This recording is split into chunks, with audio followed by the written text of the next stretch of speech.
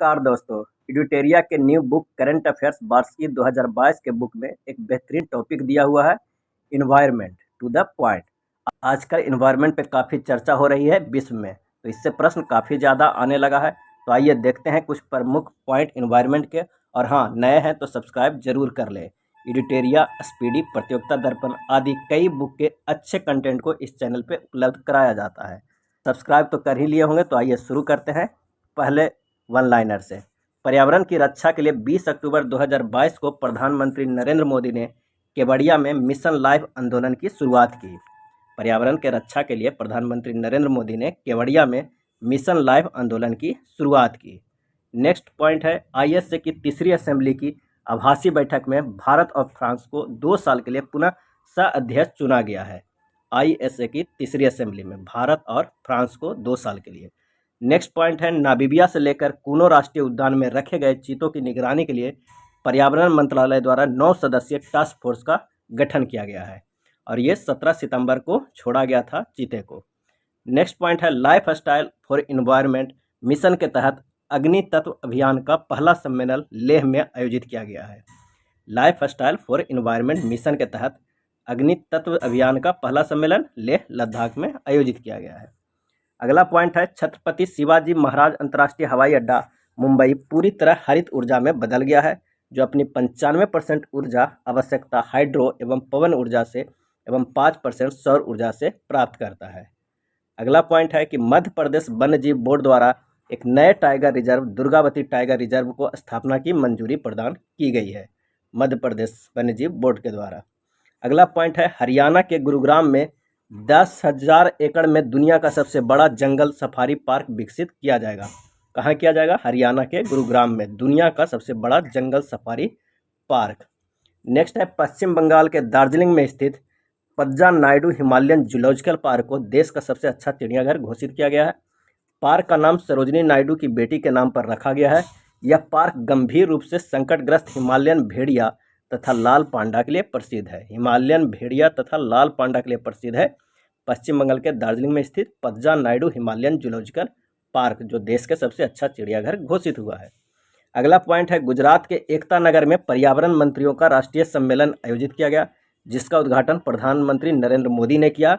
सम्मेलन का उद्देश्य जलवायु परिवर्तन और पर्यावरण प्रदूषण से निपटने के लिए नीतियां बनाना था। अगला पॉइंट है कि पुडुचेरी में समुद्री तट की सफाई के लिए स्वच्छ सागर सुरक्षित सागर अभियान शुरू किया गया, जिसमें केंद्रीय पर्यावरण वन एवं जलवायु परिवर्तन मंत्री भूपेंद्र यादव ने भाग लिया। अगला है, दिल्ली के उपराज्यपाल विनय कुमार सक्सेना ने यमुना नदी के पास बैम्बू थीम पार्क बासेरा की नींव रखी। इस पार्क में असम में से लाए गए 25,000 से अधिक किस्म के बांस के पौधे होंगे। दिल्ली के उपराज्यपाल विनय कुमार सक्सेना ने यमुना नदी के पास बैम्बू थीम पार्क बांसेरा की नींव रखी है और असम से लाए गए 25,000 से अधिक किस्म की बांसे के पौधे लगाए जाएंगे। नेक्स्ट है, तमिलनाडु सरकार ने राज्य के जिलों में जिला जलवायु परिवर्तन मिशन की शुरुआत की। इसके तहत जिला कलेक्टरों द्वारा जलवायु परिवर्तन संबंधी योजनाएं तैयार की जाएगी। अगला पॉइंट है कि केरल ने भारत का पहला राज्य स्तरीय बर्ड एटलस जारी किया है। इस एटलस में 361 पक्षियों की प्रजातियां शामिल है। केरल ऐसा राज्य है जो भारत का पहला राज्य स्तरीय बर्ड एटलस जारी किया है। अगला है, मध्य प्रदेश के जबलपुर के लम्हेटा में भारत का पहला भूवैज्ञानिक उद्यान का निर्माण किया जाएगा। इस पार्क के निर्माण से भूवैज्ञानिक विरासत के संरक्षण को बढ़ावा मिलेगा। नेक्स्ट है, गुजरात के सुंदरवन मिनी चिड़ियाघर ने जानवरों को वित्तीय राहत प्रदान करने के उद्देश्य से एडॉप्ट एन एनिमल पहल शुरुआत की है। गुजरात के सुंदरवन मिनी चिड़ियाघर ने जानवरों को वित्तीय राहत प्रदान करने के उद्देश्य से एडॉप्ट एन एनिमल पहल की शुरुआत की है। अगला पॉइंट है कि दक्षिण अमेरिकी देश पेरू ने तटीय क्षेत्रों में तेल रिसाव के कारण 90 दिनों का पर्यावरण आपातकाल घोषित किया है।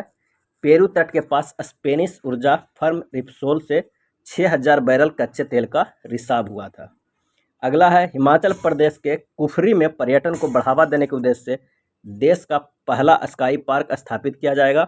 इस पार्क में 5 star hotel, mall, gaming zone, food court आदि की सुविधाएं उपलब्ध होगी।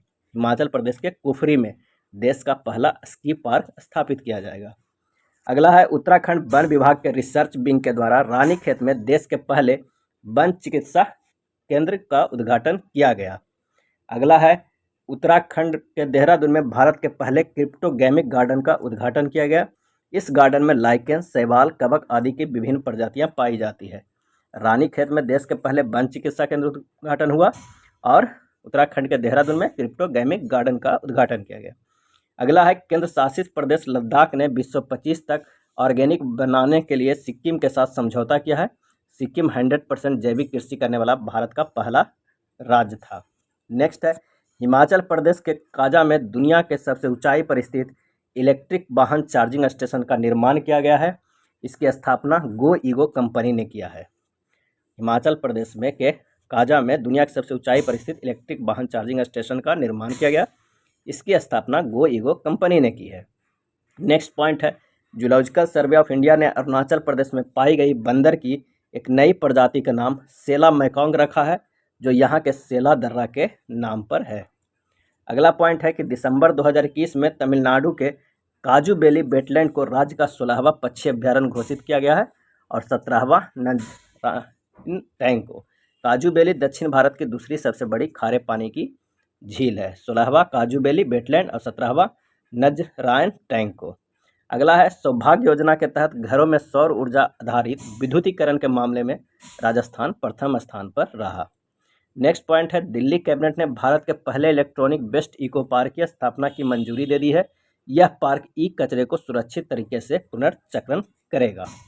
आइए नेक्स्ट पॉइंट देखते हैं कि हरियाणा के गुरुग्राम में स्थित अरावली जैव विविधता पार्क को भारत का पहला अन्य प्रभावी क्षेत्र आधारित संरक्षण उपाय OECM घोषित किया गया। IUCN द्वारा OECM का दर्जा उन क्षेत्रों को दिया जाता है जो जैव विविधता का संरक्षण तो करते हैं लेकिन संरक्षित क्षेत्र नहीं है। नेक्स्ट पॉइंट है कि मध्य प्रदेश में भारत रेलवे का पहला सौर ऊर्जा संयंत्र लॉन्च किया है। इसकी क्षमता 1.7 मेगावाट होगी। अगला है, विश्व आर्थिक मंच WEF तथा national institute of urban affairs ने सस्टेनेबल सिटीज इंडिया प्रोग्राम को शुरू किया। इसके तहत 2 साल में भारत के 5 से 7 शहरों को डीकार्बोनाइज किया जाएगा। विश्व आर्थिक मंच तथा national institute of urban affairs ने सस्टेनेबल सिटीज इंडिया प्रोग्राम की शुरुआत की है, दोनों मिलकर। अगला पॉइंट है, भारत में पहली बार ओशियंस 2022 सम्मेलन का आयोजन किया गया। इसका आयोजन चेन्नई में किया गया। यह वैश्विक समुद्री शोधकर्ताओं का द्विवार्षिक कार्यक्रम है। इसका उद्देश्य समुद्री प्रदूषण, जलवायु परिवर्तन, मौसम अनिश्चितता आदि से निपटने पर विचार विमर्श करना है। नेक्स्ट पॉइंट है, मन्नार की खाड़ी तथा पाक की खाड़ी में जैव विविधता के संरक्षण हेतु तमिलनाडु के नागपट्टिनम में मरीन एलिट फोर्स का गठन किया। इसके तहत संकटग्रस्त प्रजातियों की रक्षा की जाएगी। नेक्स्ट पॉइंट है, उड़ीसा ने मैंग्रोव की प्रजातियों के लिए एक जीन बैंक नर्सरी खोलने की घोषणा की है। इसका क्या उद्देश्य है, तो मैंग्रोव वनों का संरक्षण करना है। अगला पॉइंट है कि 5वीं संयुक्त राष्ट्र पर्यावरण सभा का आयोजन केन्या के नैरोबी में किया गया। इस दौरान जैव विविधता संरक्षण, पारिस्थितिकी तंत्र, सतत विकास लक्ष्य आदि संबंध कार्यों के लिए 14 प्रस्ताव रखे गए। वर्तमान के इसके कितने सदस्य हैं, तो 193 सदस्य देश है संयुक्त राष्ट्र पर्यावरण सभा। नेक्स्ट है, वर्ष 2021 से 26 के लिए बाढ़ रणनीति पर रिपोर्ट किसने प्रकाशित की है। इसका सही आंसर हो जाएगा नीति आयोग। राष्ट्रीय समुद्री कछुआ कार्य योजना 2021 से 26 किसके लिए जारी किया गया, तो पर्यावरण, वन और जलवायु परिवर्तन मंत्रालय के द्वारा।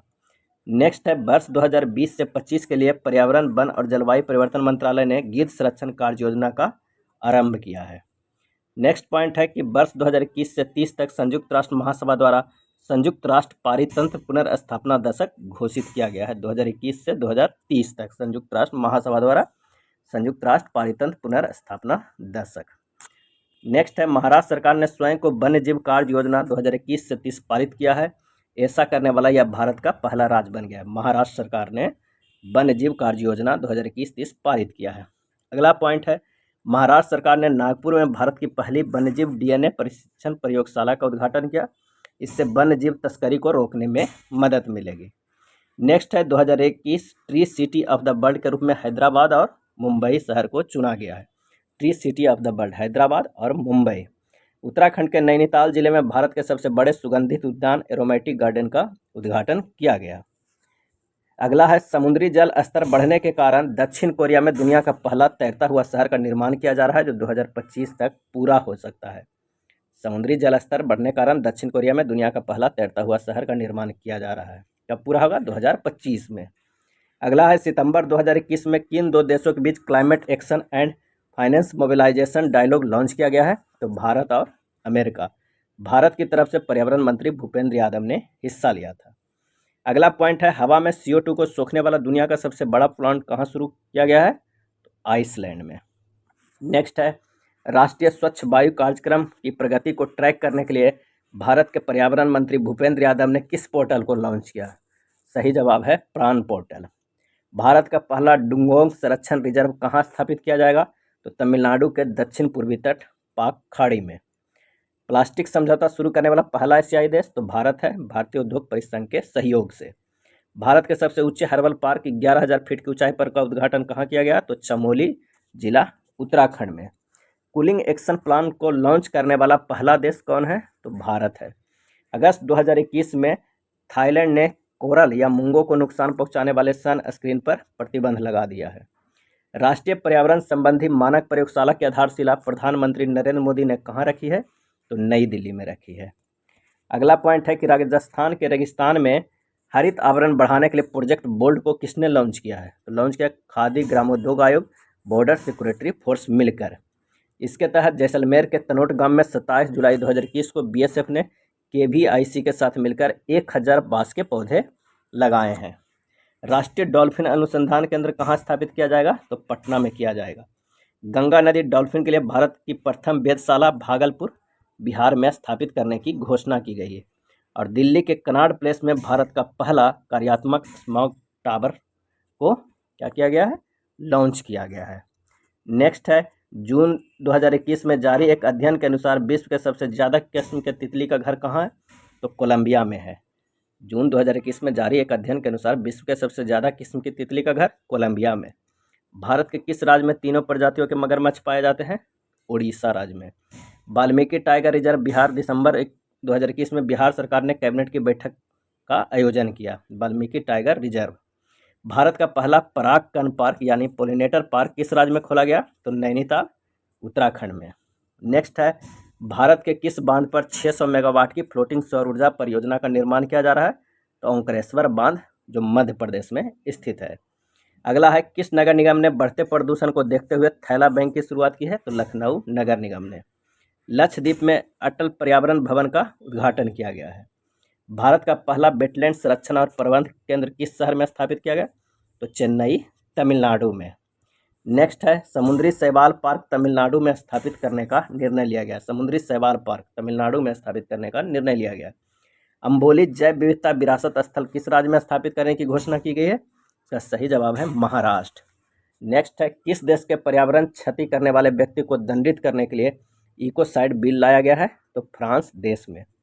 उत्तराखंड के उत्तराकाशी में भारत का पहला हिम तेंदुआ संरक्षण केंद्र स्थापित किया गया। अगला है उत्तराखंड के मनुस्यारी में भारत का प्रथम लाइकेन पार्क स्थापित किया गया। पन्ना टाइगर रिजर्व को बायोस्फीयर रिजर्व के विश्व नेटवर्क WNBR में शामिल किया गया है। वर्तमान में भारत में 18 बायोस्फीयर रिजर्व है, जिनमें सिर्फ 12 को बायोस्फीयर रिजर्व के विश्व नेटवर्क में शामिल किया गया। ये वीडियो था इन्वायरमेंट टू द पॉइंट का। अगर वीडियो इन्फॉर्मेटिव लगा हो तो प्लीज़ लाइक एंड शेयर कर दीजिएगा। धन्यवाद।